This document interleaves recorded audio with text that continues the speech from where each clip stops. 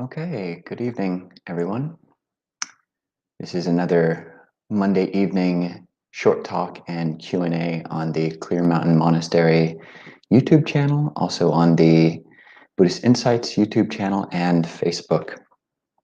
It's good to see people tuning in. If people listen to the talk that I gave yesterday morning, it was on abandoning by tolerating. And that talk yesterday and the talk this evening are both on a series of different types of abandoning, basically different tools that the Buddha gave us to get rid of unhelpful qualities. In that talk yesterday, abandoning by tolerating, that was given here where I am now, which is Empty Cloud Monastery in West Orange, New Jersey, staying with Bhante Sudaso and Ayasoma. I'm having a very nice time. But yesterday was family day. So as I was giving the talk, which had already been discussed to be on abandoning by tolerating, there were some kids in the audience. So it was a very different type of talk. There was, many more jokes. And it was aimed at people who were about 11 years old. So if you endured through the abandoning by tolerating talk, I admire you and your persistence. So this evening we'll be talking about another way, another tool, another skill in our tool bag. So it would be great. These Monday evening talks are theoretically supposed to focus around Q&A. So if anyone has any questions, then feel free to put them in the chat box at any time, and I'll address those fairly shortly. But in past weeks, there haven't been questions immediately, so have talked a little bit about another aspect of the sutta that we're discussing. So that's how I'll begin tonight, which is abandoning by destroying. So that is the overarching topic for tonight's short talk. And you can also consider that when you're formulating questions. So as Buddhism comes to America, it really mixes with a lot of a lot of currents which are in line with Dhamma, and some currents which are partially in line with Dhamma and partially going in a different direction, and certain other currents which are totally or really not in line with Dhamma. And it's the intermediate class there, where some of these views are in line with Dhamma and some of them are not in line with the Buddhist teaching as it appears in the Pali Canon. And those are really kind of fascinating to tease out. So we'll give attention to those type of things, just to get our minds more around what is it that the Buddha of the Pali Canon is actually teaching, because it might be in line with what we think coming from a Western mindset, and maybe it isn't, or maybe it partially is and partially isn't. So yesterday, as I mentioned, this talk on tolerance. What is tolerance in Buddhism? And the answer is tolerance as we speak of it in America, like tolerating other, all races and genders and sexual orientations. That's just a total given. Like the Buddha, there's no thought about discrimination in terms of the Dhamma as the Buddha saw it. When the Buddha talks about abandoning by tolerating, or tolerance in Buddhism, he's speaking about tolerating the things we can't control. So we can't control other people's speech. So whether people speak to us in a way which is beneficial or accurate or gentle or timely or with loving kindness, or the opposites of those, we just have to tolerate those to some degree, especially if we're in a position where we can't we can't respond, or it's not the right time, or to some degree there's, for all of us, a measure of tolerance with regards to other people's speech, and also with regards to internal states of dukkha, or or suffering or uncomfort. And but that's not our only tool. Tolerance is not the only medication that we've got in our armamentarium. The Buddha gave us all sorts of things, so we don't have to tolerate everything. And what don't we tolerate? What do we actually destroy? What do we actively take an interest in? Correcting, or as we'll use this word, vinodanam, vinodeti.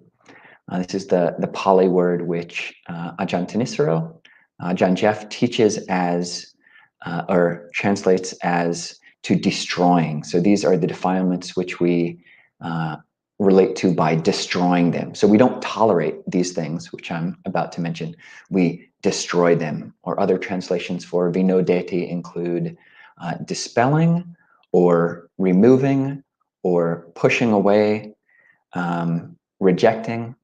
So, what are these things? So what did the Buddha say? What did the Buddha point to as things which we do have a measure of control of and shouldn't just tolerate, shouldn't just say, oh, the world is like this, I'm like this, I just need to accept it. No. What are the things that we can deal with by destroying or dispelling or pushing away? The Buddha gives 4 in the Sabbasava Sutta, which we're going over. And those are thoughts of sensuality, thoughts of ill will, and thoughts of harming, and any other unwholesome Dhamma or unwholesome mental state which arise. These internal qualities are the things which we can deal with by, strong language, but destroying or dispelling or removing. So that's kind of fascinating. The Buddha sometimes in modern Buddhist circles, or in Buddhist modernism, or in humanistic Buddhism or romantic Buddhism, you have this idea that you just tolerate everything, both external and internal. You just go with the flow. That's the Buddha's one injunction: just go with the flow. But I'll read the excerpt from this sutta, which deals about this. So, what are the effluents, the asavas, the mental corruptions, the kind of dirty, gross aspects of the mind, which are to be abandoned by vinodanam, by destroying, by dispelling, by removing? There's the case where a practitioner, reflecting appropriately, does not tolerate an arisen thought of sensuality, an arisen thought of ill will, an arisen thought of harming, or any other arisen unwholesome state. They abandon it, they destroy it, they dispel it, and they wipe it out of existence. So this is strong language, almost the exact opposite of what we were talking about yesterday, is tolerance. Literally, it is the opposite. So the asavas to be abandoned by tolerating, the Pali is adivasana, ati asava, adivasana, pahatabang. There are these asavas, these outflows, these taints to be removed by enduring or tolerating. Adivasana. Vas is to live with, and adi is to really live into. So you endure these things. But in this way of removing the asavas is you nadivaseti. You do not tolerate them. Nadivas, na means not. Adivaseti, the same word from we saw yesterday in tolerating. We don't tolerate these mental states. In fact, we abandon them, we destroy them, we dispel them, and we wipe them out of existence. People who are new to Buddhism, or who have only heard about Buddhism through Western sources, which kind of eschew this kind of active or almost heroic aspect of mental training, might hear these injunctions to dispel and remove and destroy mental states and think, oh, that's not what the Buddha taught. The Buddha was all about peace, and you don't want to be attacking parts of your consciousness. You don't want to be attacking parts of your mind. And I think there's some truth to that. So we want to be dealing with our minds skillfully.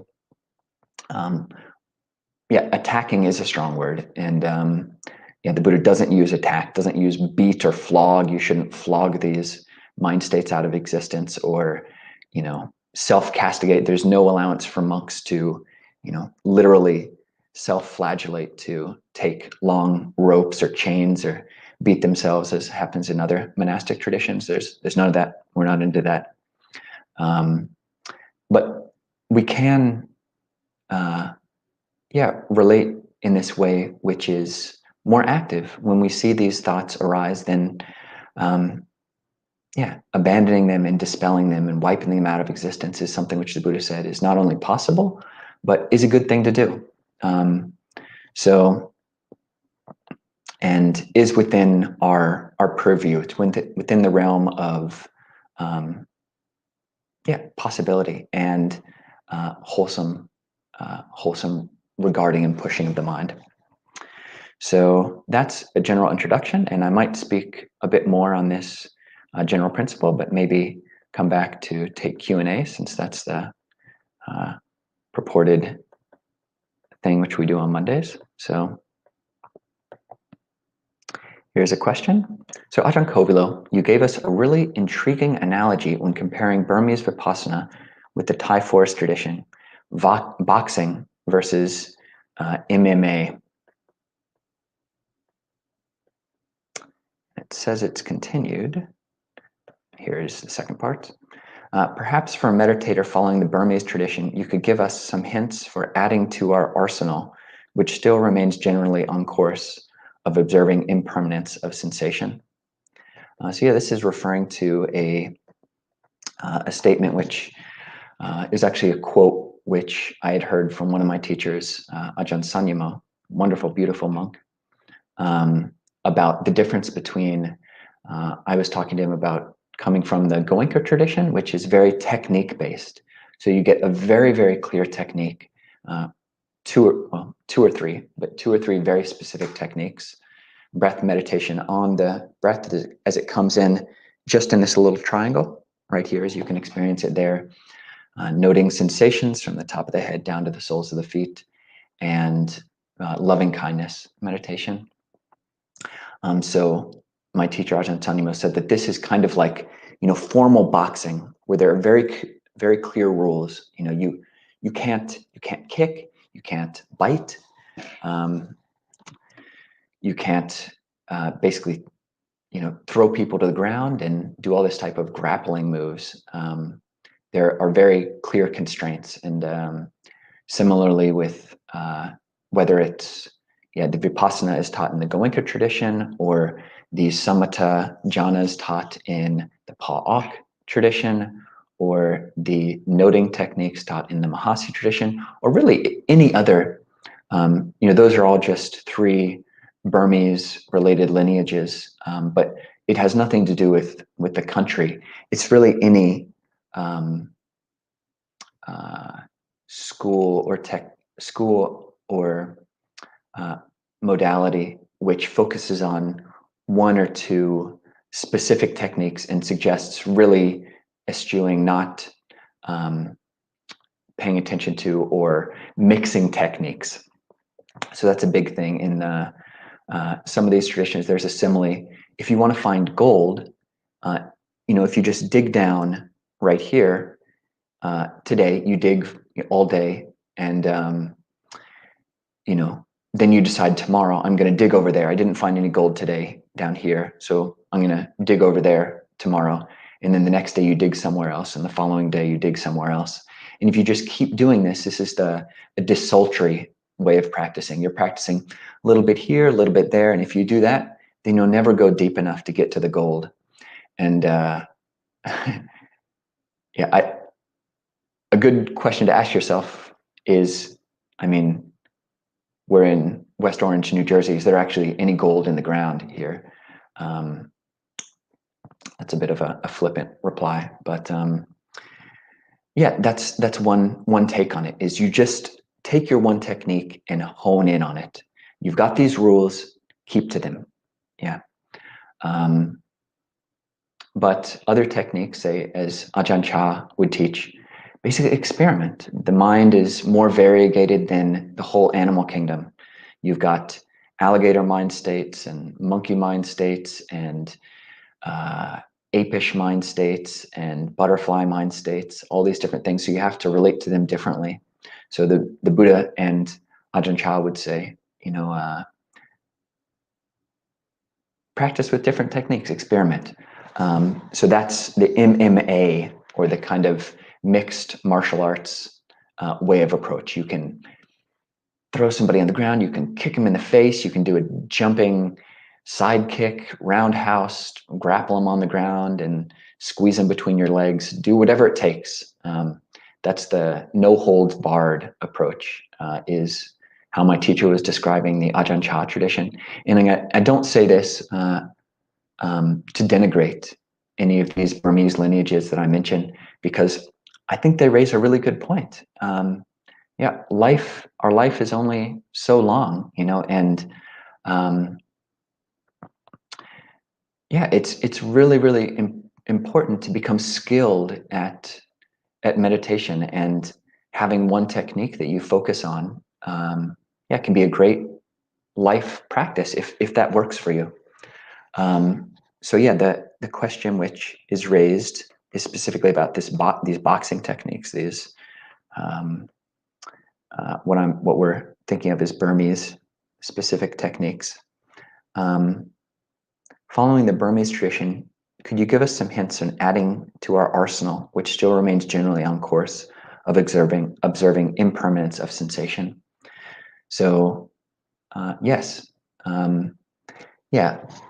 So if we think of the Goenka technique, which is being referred to, sensations, noticing anicca, the impermanence, any sensation which arises, doesn't matter what it is, tingling, heat, pressure, from the top of the head down to the soles of the feet, remaining equanimous with whatever comes up, and noting its impermanence, anicca, anicca, anicca. Yeah. On paper, it's a fairly constrained technique. You can basically buy, 3 or 4 books, or really even just one book, and have the whole of that technique as it's described on paper. But when you live it, yeah, it becomes, yeah, you really have to just flesh it out. You have to make it work for you, and there are ways to do that. So yeah, even if you're just a boxer, you've got your side jabs and you've got your front punches. Actually, anybody who's a boxer can see I don't know anything about boxing. I would just get totally knocked out if I tried to punch somebody like that. But yeah, there are a range of techniques even within this one technique. So although some meditation teachers do suggest not using a mantra, you can experiment with that, like anicca, impermanence. Just as you notice the tingling at the top of your head, impermanence, this is changing. You notice the tension around your eyes, anicca, changing. Any stress around your mouth, changing, anicca. Your shoulders, you feel the touch of your clothes. You can feel the blood rushing through your veins in your wrist. Anicca, impermanence. So that's one thing you can experiment with if you're up for it, is using a mantra just to kind of bring you back on track. And I don't think this is cheating. There are different ways to use a mantra. Some teachers that we're discussing will very specifically say, don't use a mantra. They'll kind of make fun of it, saying,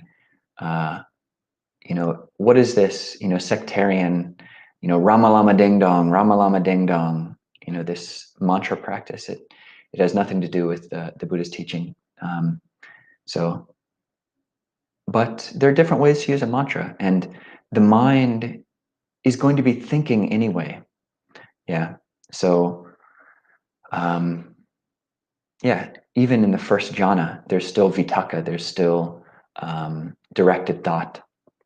So, yeah, you don't have to use a mantra or this anicca, impermanence, as just a constant lathering over your mental experiments, anicca, anicca, anicca, this kind of like wiping away, or almost, yeah, I don't want to see it just put this sticker on anicca, impermanence, impermanence. That's a really unskillful way to use a mantra, which people do, and that is rightly criticized. But you can also just use it as just like a dye. So you've got a clear vat of water, and you've got a little dropper with, say, blue or green or red or any other kind of color dye in it, and you drop just one drop into this clear basin of water, and just one drop, you drop it in, and the color spreads through the whole of the container of water. And similarly, you're sitting, observing anicca, impermanence, as it is in the body, and then you can just drop that word in, anicca, impermanence, and that can bring you back on track. So, yeah, you could use a full-blown mantra, anicca, anicca, anicca, or just an occasional, okay, the mind is starting to go elsewhere. My attention has left the body, has left sensations, gone somewhere else, anicca. This is impermanent. Other ways that you can experiment are, say, with, yeah, how do you scan your body? For myself, although teachings would say you go from the top of the head down to the soles of the feet, and then the soles of the feet back up to the top of the head. But for me, I found, for whatever reason, and I won't even try to speculate, I just didn't like it. It would actually give me a headache when I scanned from the soles of my feet to the top of my head.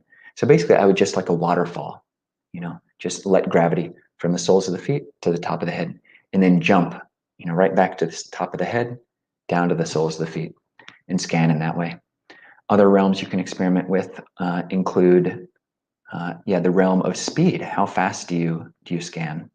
So that's just a few ideas to increase your boxing skill prowess. Okay. Another question. Good evening. So Ajahn Kovilo, aversion seems like a seductive partner of destroying. Is aversion always to be avoided? Destroy with equanimity instead? Very good point. Very good point. The English phraseology, destroying and pushing away, they're just mixed up almost inherently with this aversive energy. Like, how can you destroy anything without aversion? It's like, I've got this sledgehammer, and to some extent, I've got to be, putting, or at least I have been used to using the sledgehammer with, this aversive energy. And I think when you say aversion here, I think what might be useful is to actually put that rather than kind of collating it under this aspect of passion or kama vitaka, thoughts of sensuality. Put it under the umbrella of vyapada vitaka, so thoughts of ill will. So aversion is, it's fascinating. I'll read that part of the sutra again. So there's the case where a meditator, reflecting appropriately, doesn't tolerate an arisen thought of ill will. Doesn't tolerate an arisen thought of ill will. They abandon it. They destroy it. They dispel it. They wipe it out of existence. Isn't that fascinating? Like, I mean, it almost, reading that, you might think, how can you fight aversion with aversion? Because that's what the translation might suggest. But yeah, you need to figure out a way to relate to ill will, to abandon, to vinodeti, to dispel thoughts of ill will in a way which is not aversive. Because yeah, you can't fight fire with fire. You can't fight excrement with excrement. Poorly mixed metaphor, but yeah, destroying with equanimity. Yeah, I think you're onto it. Yeah, dealing with ill will and aversion in a way which is equanimous. Like, first thing to do is to note it. Yeah, ill will, yeah, aversive mind states, whether it's directed towards a person. God, what a jerk! What a total loser! You can note as a first step. Yeah, ill will, or whether it's internal. God, this is extremely painful. I just wish this headache would go away, this stomach ache. I don't want it. I didn't do anything to deserve it.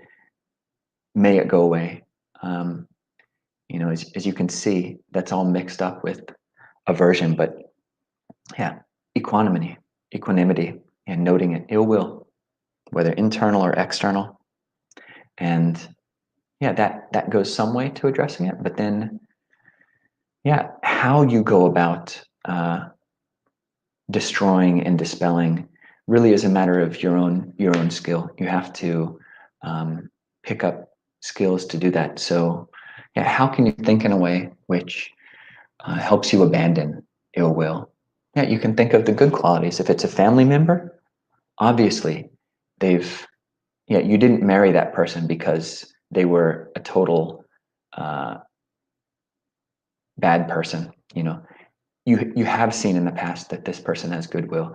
You didn't, when these kids were babies, they weren't just total bundles of unbeautiful and repellent, noxious baby dukkha. They did cute stuff. And so focusing on that and figuring out how to focus and pay attention to different things, that's skill in framing your existence. So yeah, it's a good question. Yeah. To ask yourself, yeah, how can I deal with ill will? How can I destroy my thoughts of ill will? How can I dispel and abandon and remove and push away my thoughts of ill will without adding to the aversion? And sometimes you might come to a place when your only tool is equanimity. Yeah, you're like, honestly, I'm experiencing this pain. I hate this person so much. The mental emotion is so strong. No other tool other than equanimity seems possible. So yeah, just figuring out equanimity. How can I sit here? How can I lay down? Honestly, equanimity is easier in the lying down posture if you're able to do that. And it's easier to let your body relax when you're lying down. So if you have strong ill will coming up and you can lie down, then try that, because ill will is intimately bound up with, it's in your muscles. The all sorts of hormones have entered into your bloodstream, and your whole body becomes tense with ill will. And yeah, when you can let that go, when you can just lie down and let gravity just totally relax your muscles, then it becomes easier to deal with the mental state. Hope that's helpful. Another question? So, Bhante Kovilo, I had read in some sutta translations one should, quote, obliterate all unwholesome roots of greed, hatred, and delusion, or uproot all defilements. Has this been correctly translated? I believe you are, what you've read is translating this word vinodeti. Yeah, vi is a prefix, a Pali prefix, which means it has several meanings, but one of them is just an intensifier. And the root for this word is nud. So vinudeti, nudeti, is a Pali word which means to reject or to push away or to dispel. So to really dispel is vitnudeti, vitnodeti. Vinodanam is the noun, so dispelling or removing. And yeah, the Pali for this whole phrase, which Ajahn Jeff translates it as you abandon it, you destroy it, you dispel it, you wipe it out of existence. And it here is referring to unwholesome roots of greed, anger, and delusion. So you destroy them, you abandon them. The Pali is Ida bhikkhave bhikkhu patisankayunisa upananang kama vitakang, etc. Nadi vaseti, pajahati, vinodeti, vyanti karoti, anabhavangameti. So nadi vaseti, as we mentioned, na adivaseti, you do not tolerate them. So earlier in the sutta, we have the things which are to be abandoned by tolerating. That's other people, things that you can't control. But here, it's mental states, which you can control to some degree. But in the degree to which you can, you nadivaseti, you don't tolerate them. Pajahati, so you abandon them. Vinodeti is the word we're talking about in question. You dispel or remove or destroy or vyanti karoti, you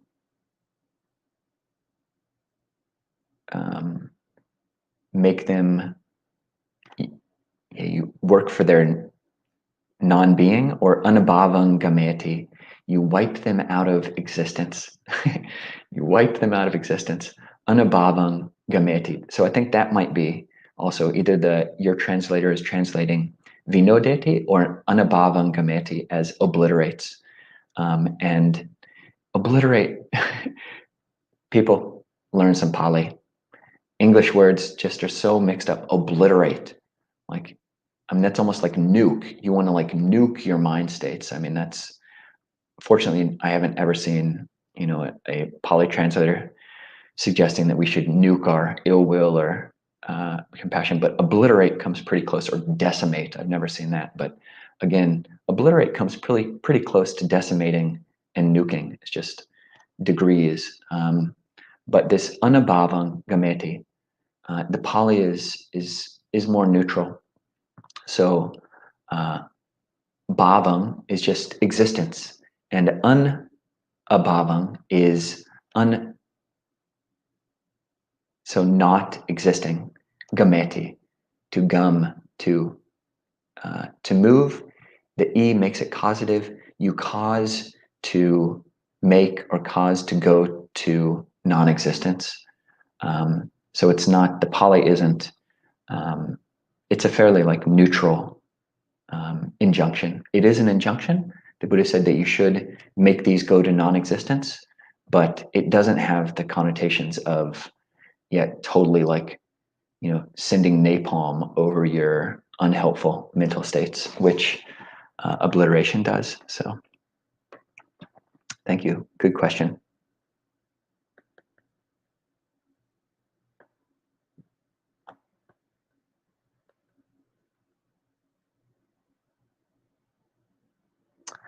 Okay, here's another good question. I really like this question. So Bhante, what do you think about RAIN, R-A-I-N, the way Tara Brach does for her approach?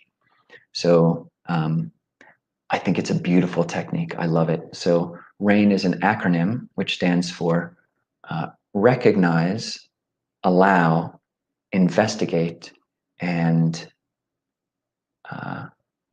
maybe nurture.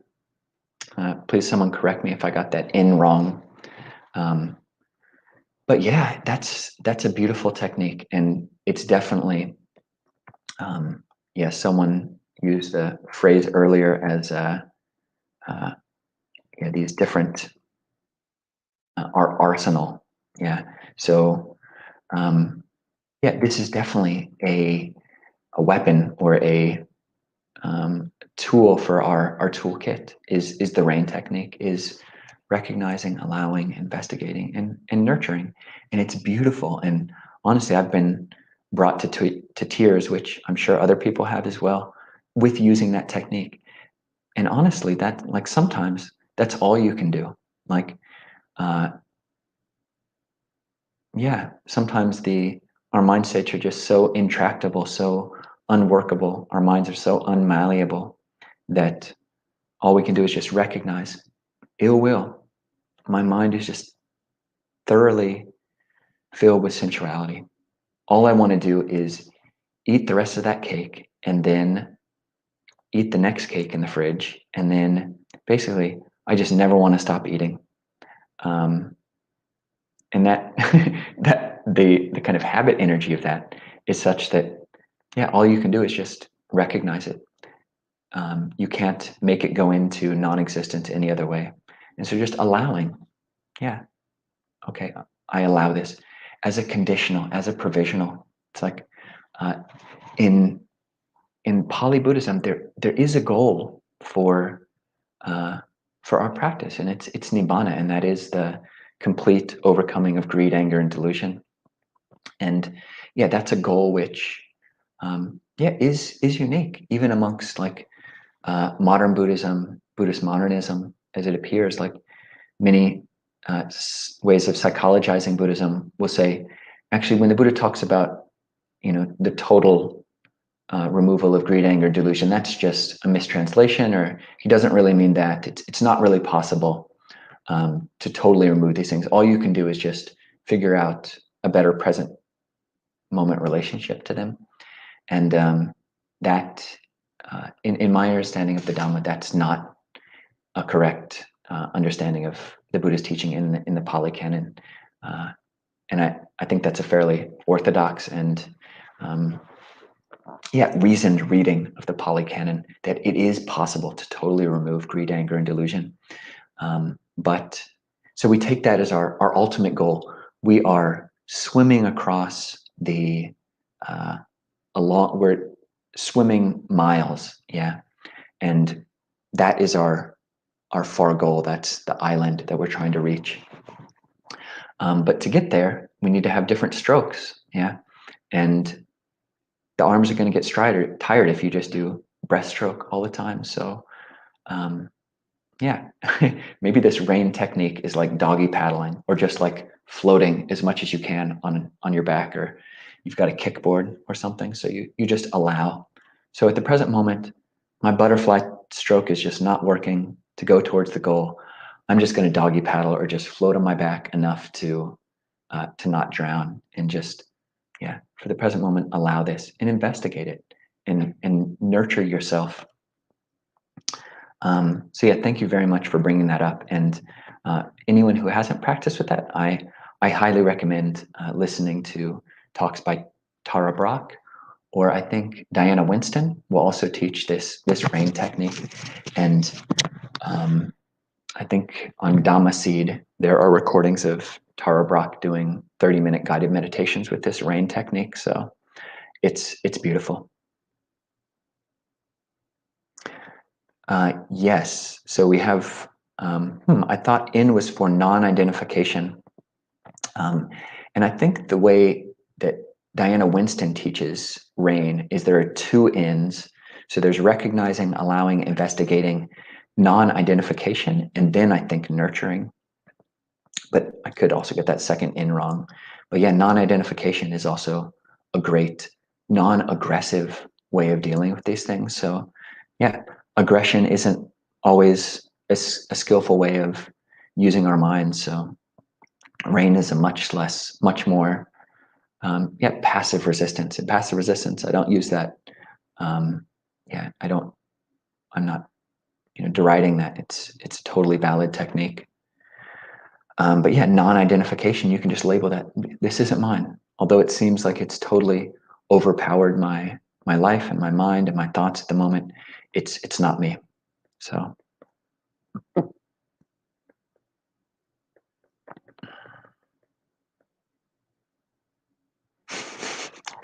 so someone writes, and this isn't a question, but I came here to learn to destroy.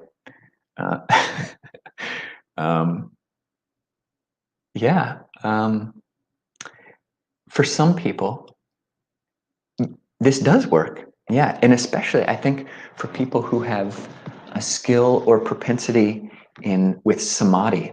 Yeah, so there are ways. It's not necessarily the case that everyone has a inherently complicated relationship with destroying. It might be a very matter-of-fact and even peaceable way that some people relate to their mind. Yeah, I need to destroy my anger, and I can do that. That might work for some people, specifically having a very strong capacity for samadhi. So if someone can just totally hone in on the breath, whether it's on a specific point or the one point being the whole body, if you have strength in samadhi, it's like a rock, or if you don't have a rock, a box of tissues, but rocks are heavier, of course. And with this metaphor, it's like the samadhi is like you've got this grass which is growing in your mind, these thoughts of ill will and craving and harming. And with samadhi, if you have the capacity, you can just totally put it over the grass. Come back to the breath, come back to the breath. I don't care, ill will, doesn't matter, come back to the breath, come back to the breath. And in Western psychology, that might be called avoidance, or maybe someone can help me with the word, but kind of rejecting or internally dismissing or just not paying attention. And I think that's an accurate assessment to some degree. But as a provisional technique, you can use it, and let that not be your only weapon in your arsenal. You want to learn all these other ways. Abandoning by seeing, the 7 types of abandoning spoken of in the Sabbasava Sutta, which we're going over, are abandoning by seeing, abandoning by restraining, abandoning by using, abandoning by tolerating, abandoning by avoiding, destroying, and developing. So 7 of them. And try to get good at all of them. You don't want your only tool to be a sledgehammer, your only weapon to be, this bloody sword. But if it does work for you and doesn't cause you harm, then keep experimenting, but also keep looking to see if it's still not harming you. Okay, and maybe we'll see, this might be coming up to one of the last questions. But okay, Ajahn Kovilo, is the technique same for fears and anxiety, or is there another way than destroying?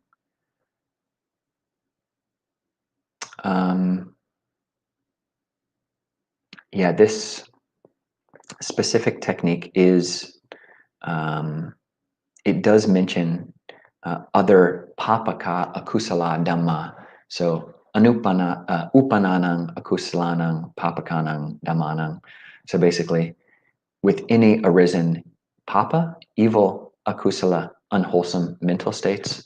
So fear and anxiety are unhelpful, unwholesome mental states. But you really have to figure out for yourself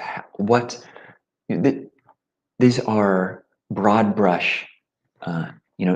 Abandoning by destroying is a broad brush. Abandoning by dispelling is a broad brush, broad gauge, wide gauge, overarching technique, which subsumes many ways of practice. And with fears and anxieties, there are sub-techniques which will give the same result, which is the abandoning of that mind state. And so for fears, I mentioned this before, but finding a way to make your fear to be in front of your fear, so that it's pushing you forward rather than letting your fear get in front of you, so it's holding you back. Relaxing the body again. With fears, the shoulders will tense up, so letting your body relax. Investigating to some extent. What is the cause of your fear? Is it legitimate or is it illegitimate? Is it a true thing to be worried about or not? Anxiety is similar in that it does have this kind of body vibratory effect, which just mind just spinning out all over the place. But ways to lead to the anubhavangameti, ways to lead to the going towards the non-existence of anxiety, might include, if you're not on the 8 precepts, then you're just on the 5 precepts. Listen to some calming music. If you are in the 8 precepts and have some wiggle room with the way you interpret, not listening to music, listen to some of this Buddhist-ish music, like that metta song by,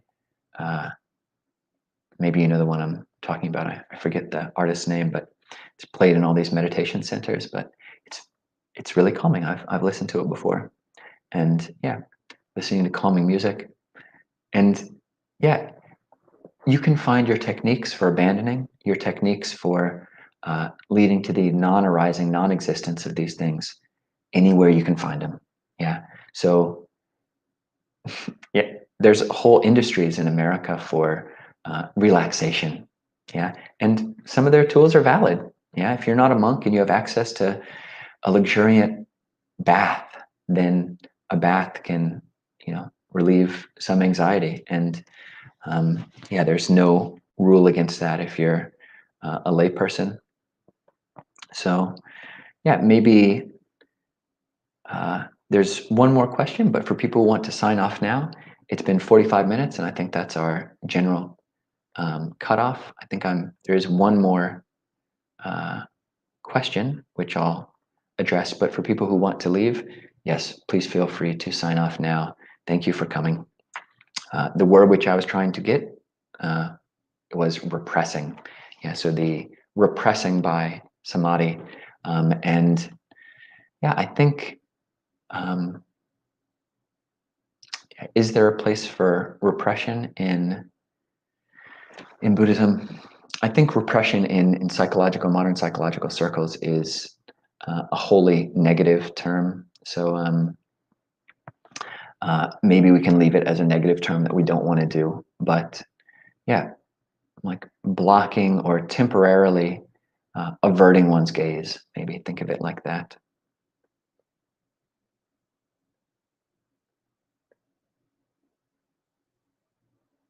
So maybe this can be one of our last questions for anybody who's still around. So good morning, Bhante. Okay, different time zone. After getting the Dhamma eye, which is what it means to attain stream entry, the first level awakening, and the Kama seed, I'm not sure what that means, through a perfect control of the mind contents, how can one get to abandon totally self-consciousness? So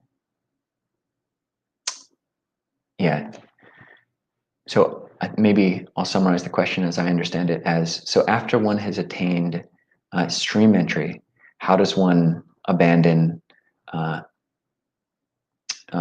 question is, how does one abandon self-consciousness? I'm trying to think in Pali. So some translations for that might be Sakaya Ditti. So that is maybe more accurately translated as personality view, or the Ditti, the view, the belief that the body and oneself are the same, Sakaya Ditti, personality view. In which case, if that's what the question is about, if having attained stream entry, how do you abandon personality view? They're one and the same thing. So personality view, the abandoning of personality view, Sakaya Ditti, is one and the same with the attainment of stream entry. So once you attain stream entry, you don't have to do any other work to abandon personality view, Sakaya Ditti. If what this person means by self-consciousness is the lingering sense of self, like mana. Mana is also translated as conceit or pride, which is only abandoned at arhatship. So if the question is, having abandoned Sakaya Ditti, personality view with the attainment of stream entry, how does one then go and become an arhat and fully abandon any conceit of self. It's basically the same thing that you did to become a stream enterer. So you can read the Satipatthana Samyutta, which I believe is Samyutta number 45. And it's just got all sorts of techniques for, or it tells you the range of application for practicing the foundations of mindfulness. So you have Anuruddha. People are asking him, Anuruddha, how did you attain stream entry? And he says, oh, by practicing the 4 foundations of mindfulness. How about once returner and non-returner and arhat? Oh, by practicing the 4 foundations of mindfulness. Well, how did you gain the divine eye and be able to like see beings in other realms? Oh, it was by practicing the 4 foundations of mindfulness. What about all these other psychic powers? Oh, it's just practicing and developing the 4 foundations of mindfulness. So if you've attained stream entry, wonderful. Maybe you should start your own YouTube channel. Yeah, we need more stream enterers in the public eye. But yeah, just keep doing it. Keep practicing Satipatthana, the foundations of mindfulness.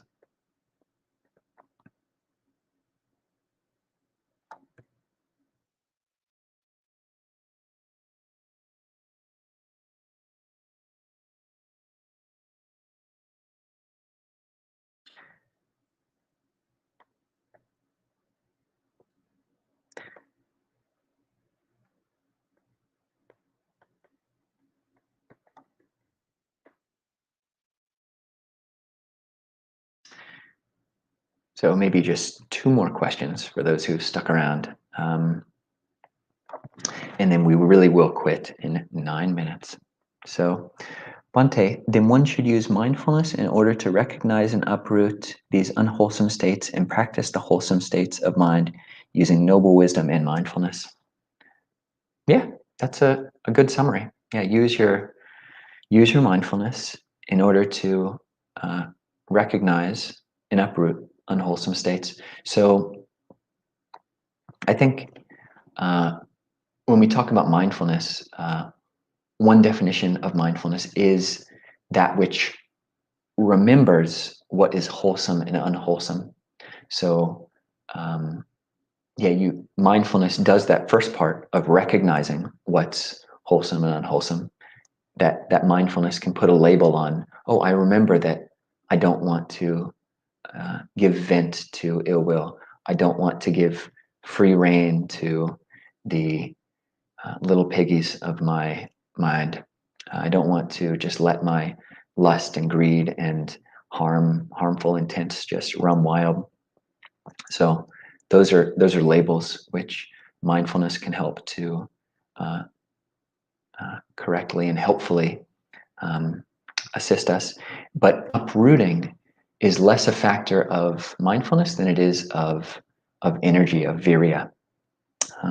If you wanted to, clearly distinguish those in your mind. And then, so using sati, mindfulness, using virya, energy, and using noble wisdom, that's your path.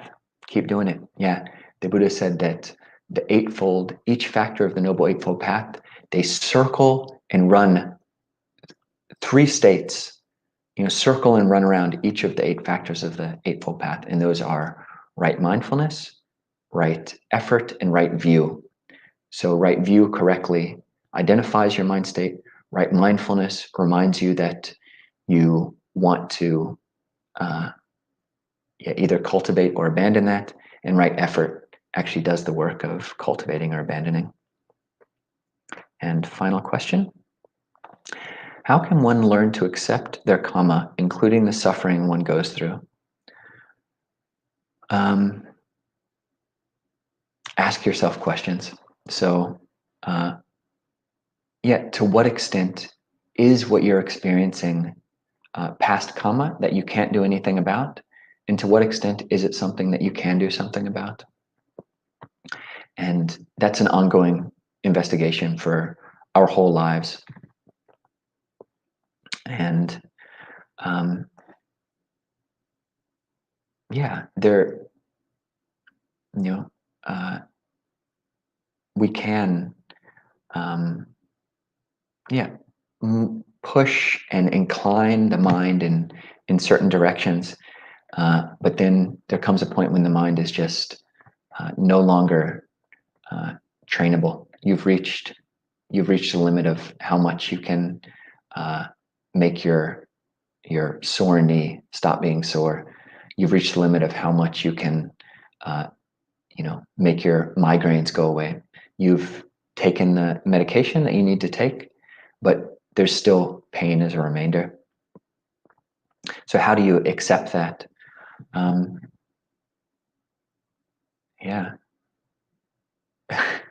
It was a bit sad. The punchline for yesterday's teaching about tolerance. So your question kind of points to what the Buddha was suggesting with his advice on tolerance, which was,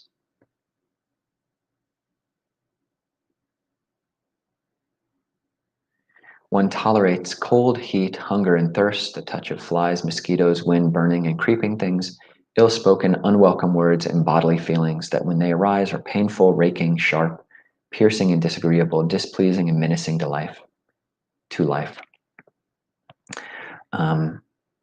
So yeah, the punchline to that, how do you endure? How do you tolerate? How do you accept? How do you be patient? The answer is just be patient, be tolerate and accept. And yeah, it's not a sexy answer, but really that's kind of what you just have to do. And this teaching Otton is a Thai word which everyone coming to, all the Western monks, Western people coming to go and live with Ajahn Chah, who didn't speak Thai, that was one of the first words they learned, just because he said Ajahn Chah would use this word so much. Otton in itself is it can be a directive, it can be a full sentence in itself, but it basically means endure. So yeah, acceptance, on one level, it's a heart quality. It's not so much, you can think your way into acceptance and endurance and patience, but on some level, like the real acceptance is like a heart thing. You're just like, this is where I am. We've got 3 minutes left. I'll give you one acronym, and maybe I'll talk about this later, but change me patiently. So change is content, humble, accepting, non-ill will, gentle, easygoing, metta, equanimity, and patience. So those are however many, that's like 9 qualities for basically getting better at acceptance. So yeah, just contentment. These are the painful feelings that arise. I can't do anything about it. I'll just be content, accepting, content, humble. This is my lot in life at the moment. I've done what I can. Accepting, non-averse, non-ill will, gentle or grateful, or basically just being soft with yourself. Easygoing. Be easygoing with this. This might not go away very quickly, just letting it take the time it needs to. Metta, loving kindness, equanimity. Change me slowly. Change me slowly. Acceptance. All right, and that's a good way to end the talk. So it's great seeing everyone come out this evening, and I hope everyone has a good evening and a good morning. For those of you who are on a different part of the world, you've got a whole day to practice the Dhamma, and may it be so. I send everyone metta, and may we all grow in Dhamma. Good night.